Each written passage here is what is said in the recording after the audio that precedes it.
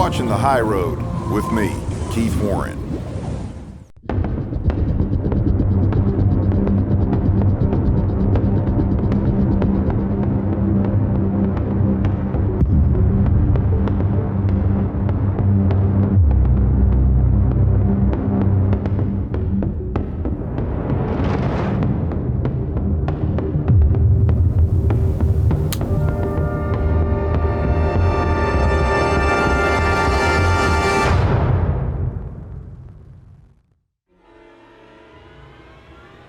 Timber Creek Outdoors presents The High Road with Keith Warren.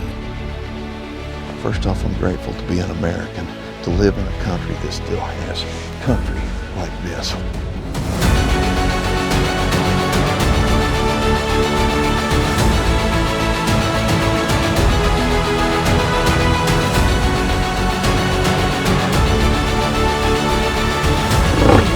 Oh my gosh, that was unreal. I can't get over it.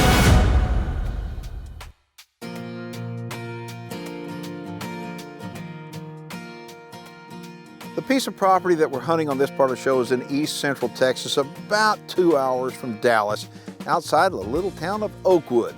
It's rolling, gentle rolling hills. It's got a lot of open pasture land for cattle grazing. I also got some pretty thick woods which the hogs love. I get asked all the time, how do you determine a good outfitter? And a good outfitter, in my opinion, is somebody who controls every single thing that they can control, like James and Corey on this hunt. There's one thing that even James and Corey, and even I, and even you can't control. No outfitter can, and that's the weather. And on this hunt, we're fixing to get slammed with the biggest cold front of the year. So we're gonna set this Reconyx game camera up over the water and corn that we put out, and a good way to test your angles and stuff is the walk test. So we're going to show you how to do that. So the plan is to get some Reconyx ultrafire cameras out and try to see if we can get when these pigs are coming in and see whether or not they're really going to move with this big front or not. So the cameras never lie. We always say, see what you've been missing. Okay, so this walk test is to make sure your motion sensor is working. So whenever you go through a walk test, you'll set it, it says close camera, walk in front of it, red light, I indicate motion. All right, Corey, walk across.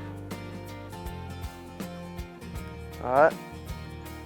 We're getting a red flashing light right now indicating that we're getting motion. All right, this looks good. We're gonna go ahead and arm this camera and hope we can get some videos and pictures of pigs tonight.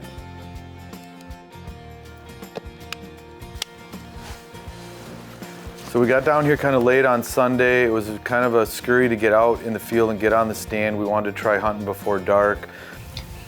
Okay, so we literally just got in about half an hour ago. Just settled in the blind. Running a little late, but I think we're still fine. I think we'll try to pop one tonight. But the party's gonna start tomorrow night when we get the weather changed. It's gonna be awesome.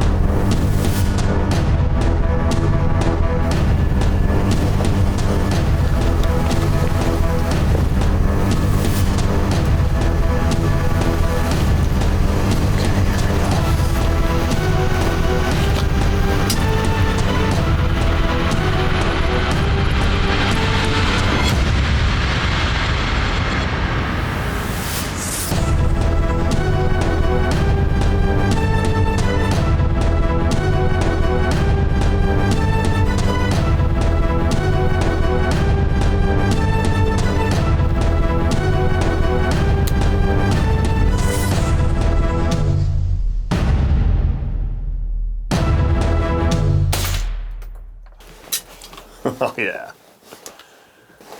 Oh, now that's fun. First afternoon, got in here, hurried up, got in the blind. Didn't take too long. Could hear him in the brush for quite a while. Finally came out.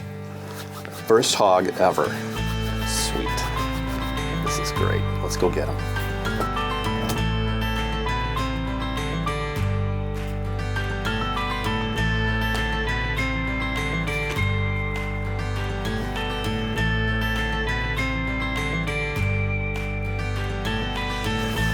So I think I'm pretty sure I put a good hit on him. He took off. I don't think he went through far through the brush in here. Now we gotta find him. I know he was standing right here because of that limb. You see that in the frame, but not a speck. I know he popped in pretty good.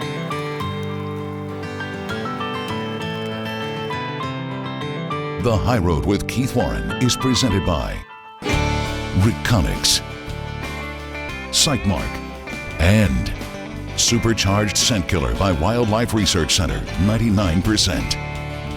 The High Road will be right back.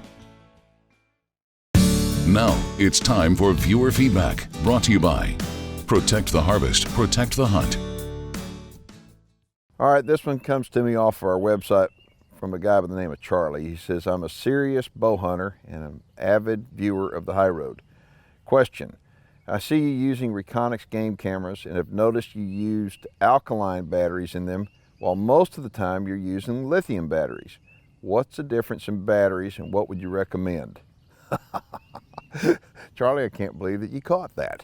Okay, I would recommend using lithium batteries, and Charlie is right. I was using alkaline batteries, and the reason why is because I didn't have any lithiums. The reason for using lithiums in any game camera is because your game cameras go through, well, some really bad weather conditions. It could be really hot, really cold, and if you're going to have a workhorse of a game camera, like the Reconyx cameras, you're going to always do better with lithium batteries. So Charlie, you've got a keen eye, and if you're using alkaline batteries in your game camera, you may want to change up and put in lithiums. If you've got a question for me, go ahead and get a hold of me on my website, just like Charlie did. So I think I'm pretty sure I put a good hit on him. He took off. I don't think he went too far through the brush in here. Now we gotta find him. Although Jamie's hog was taken before dark and we didn't need to use the thermal vision really, it was after dark when we recovered it. And I was using the Accolade. Now that is Pulsar's new binocular that is thermal. And you can actually see it so sensitive as they drag that hog across the ground, you can actually see the heat signature from the hog on the ground. Redemption. I feel great now. We had to wait for the guys to get back. Couldn't find any blood, but I knew I had put a good hit on them. And so we went back, did some looking, couldn't find them right away. And once we got the thermal out, just like that, those things are great. So yeah, he's a lot bigger than I thought he was too, which is awesome. So my first pig, I'm happy. I appreciate it. James, I greatly appreciate it, man. This is awesome. Congratulations. Thank you. Well, after all the congratulations and pictures were taken, it was off to the house for a good night rest, and the next day we hit the range so I could give the guys a little bit more experience with both rifles and the Pulsar thermal gear.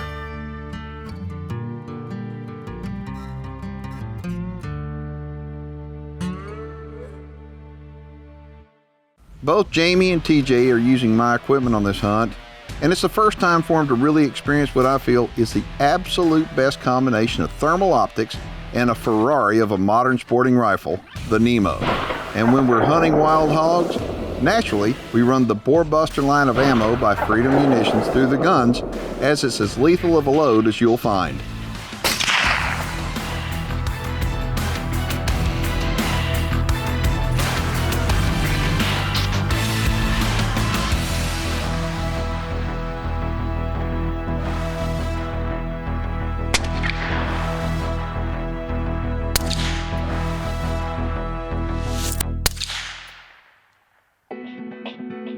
It's beautiful here in Texas in January. It's cold back home. We were all stripping clothes layer after layer yesterday because of the weather, but it's fixing to get bad soon. This front's going to be coming in sometime this evening, so we're going to be trying to get out here soon and get what hunting we can get in before it comes, because it sounds like it's going to be nasty. So I'm really concerned about this bad weather coming in. I'm thinking, okay, we hop in the buggies and we're driving around. I mean, we're looking at a lot of beautiful country, and the hogs, we couldn't see any hogs. I mean, the cows are showing up like crazy. We saw some coons, we saw some deer, but hogs were a no-show. And I'm sitting here thinking, oh my gosh, I hope this front doesn't come in like what they're talking about. We woke up the next morning and I mean, icicles everywhere. Temperatures in the low teens, and we said, the heck with it. As I like to say, I'm just not that mad at them.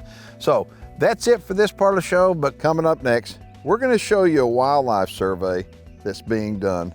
And I promise you, you've never seen a survey being done like this before. The High Road with Keith Warren is presented by Pulsar, Timber Creek Outdoors, Legends Ranch, the Lucas Oil Outdoor Line, Record Rack Deer and Elk Feed. The High Road will be right back. Now it's time for Gear Care, brought to you by the Lucas Oil Outdoor Line. One of the questions people ask me all the time is there one particular product that they can purchase for using for cleaning and lubricating the firearm, regardless whether it's an AR, handgun, or shotgun? What would your answer be? Well, that's too easy. Life's not easy. All these firearms that you see here have different needs. They're all similar, but they're all different. Right. So I have different lubricants and cleaning for procedures for each one of these. So that's what I'm looking for. So a great piece of advice would be just like somebody does research, making sure they're purchasing the right firearm for whatever their needs are. I think you need to do the right research to make sure that you're purchasing the right lubricant and solvents for whatever your needs are. And Lucas Oil Outdoor Line makes a product for all your firearm needs. For more information on the Lucas Oil Outdoor Line, visit our website and join us on Facebook for more Gear Care tips. This is an exciting time for me because I get to find out exactly how many animals we've got on the ranch. You know, traditionally, the way that wildlife managers wind up surveying their land is really it's just a guesstimation, to be honest with you, to find out how many animals you think you have. And then based upon the number of animals you have, gives you the idea of how many animals you're going to need to take each year. And so right now, it's the fall. It's deer season just starting up. And so it's a good time for us to do this survey, and so I'm really excited to find out exactly how many animals we have. I'm Greg Blevins, CEO of Raptor Solutions, LLC. We provide wildlife solutions, aerial survey, thermal video, LiDAR, as well as real estate promotional videos. Today we're flying Keith Warren's ranch, and the whole goal is to provide a total head count of animals on the facility. And our mission was pre-planned at the office before we came. We received a KMZ file of the ranch with the perimeters, the boundaries, and we built a mission according to that ranch, the most advantageous mission for data collection, for imagery collection, if you will.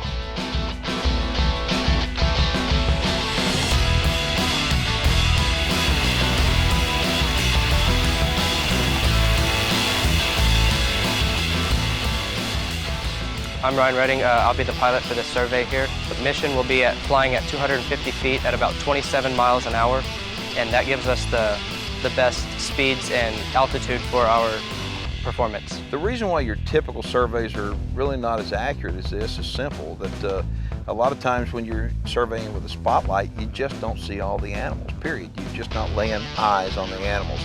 Another thing is that in helicopter surveys, I've been up and we've flown over animals, and sometimes you can't get them moved. They're so tired by the time you see them, they get hung up underneath the bush and they just won't move.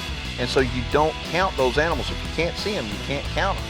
Traditional methods for wildlife surveys is done with helicopter and or on foot with manpower.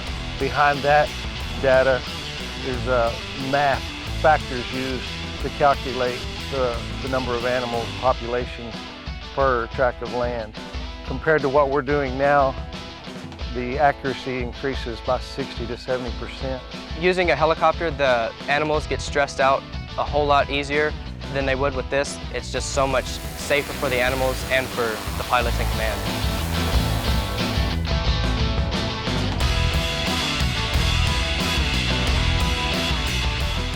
Anybody who would like more information can look us up on the web at raptorsolutions.com or give us a call. So after they get all done, what they're going to wind up doing, they're going to go to the office, they're going to download all the information on their computer, then they're going to start doing the counting, and I'll be anxiously awaiting for their call.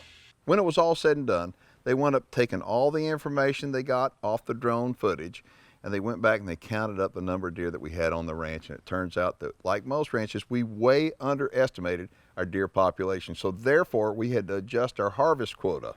On this next hunt, I head to deep South Texas, where the Reconyx cameras show that the feeders are getting smashed by hogs, and it turns out I need some help from above.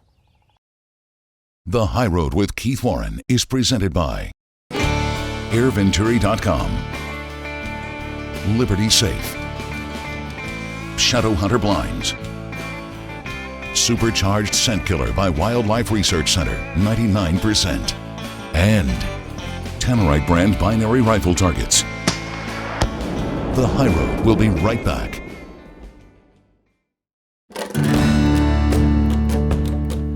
All right, on this hunt, I'm down in the heart of the South Texas brush country, just outside of the town of George, West Texas, with my friends from Raptor Solutions. Now, this is the first time that I've actually hog hunted on this ranch. I wound up sending some Reconyx cameras down here a while back, and I mean, this place is full of feral hogs. So on this hunt, I'll be taking my air rifle and seeing if I can get one.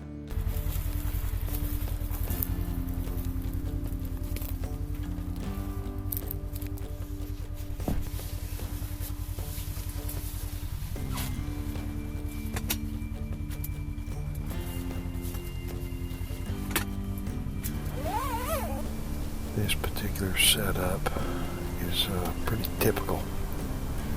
We've got a pop-up blind. It's, let's say, 30 yards from the feeder. The dragon claw that I'm shooting, I'm able to shoot 4-inch groups at 100 yards. So, I mean, it's extremely accurate. But 30 yards, this is about as far as we're going to be able to get a shot here, just because it's so thick a brush. You can see from the limbs blowing on the mesquite trees. I mean, the wind is just all over the place. So hopefully, I mean, a pig's nose is as good as anything that lives. Good as a bloodhound, in my opinion. But anyway, hopefully the wind will give us a break and the hogs will show up and we'll get one on the ground.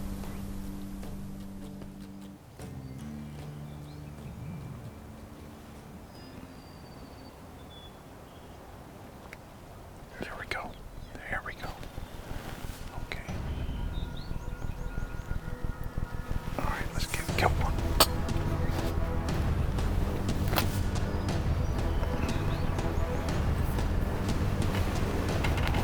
Oh, that big red one, look at that. No.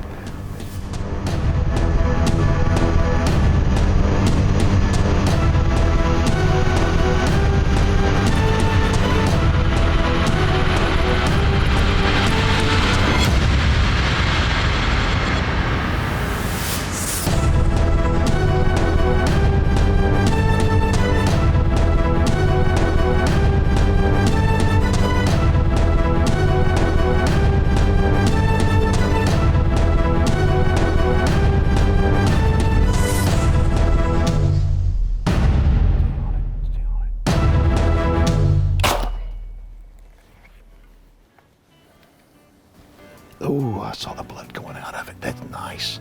It's exactly the way it should have worked out. You know, what we're going to do now, we're going to give it a minute to expire. The arrow went clean through it. And we're going to show you what the South Texas feral hog looks like in just a second. That was pretty cool right there. That was nice. All right, we wound up look back at the footage, and I don't think I made a very good shot on that hog because we could not find some blood. But anyway, I know we've got the hog dead, and what we're going to do now, we're going to use thermal imagery on a drone to be able to go and locate this downed hog.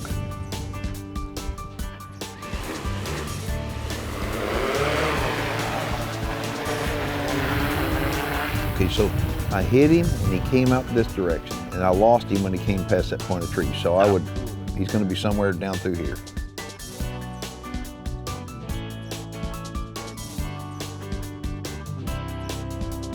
Greg, how about you and Keith jumping in the buggy and y'all go over there? All right. Let's just see, and if we can see him, I'll call you.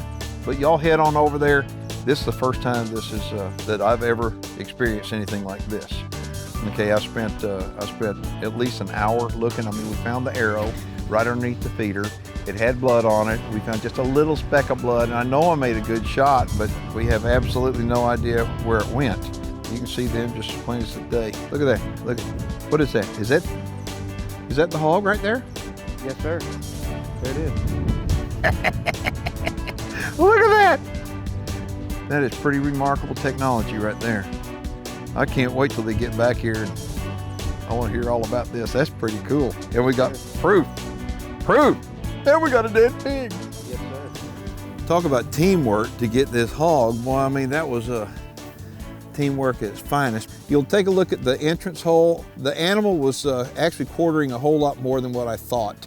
But I hit him right up here, or hit her right up here, and then the arrow exited way out the back. But I guess a lesson learned here is that when the hogs give you a chance, I mean, try to shoot them broadside. I thought this, like I said, was a little bit more broadside than what it was.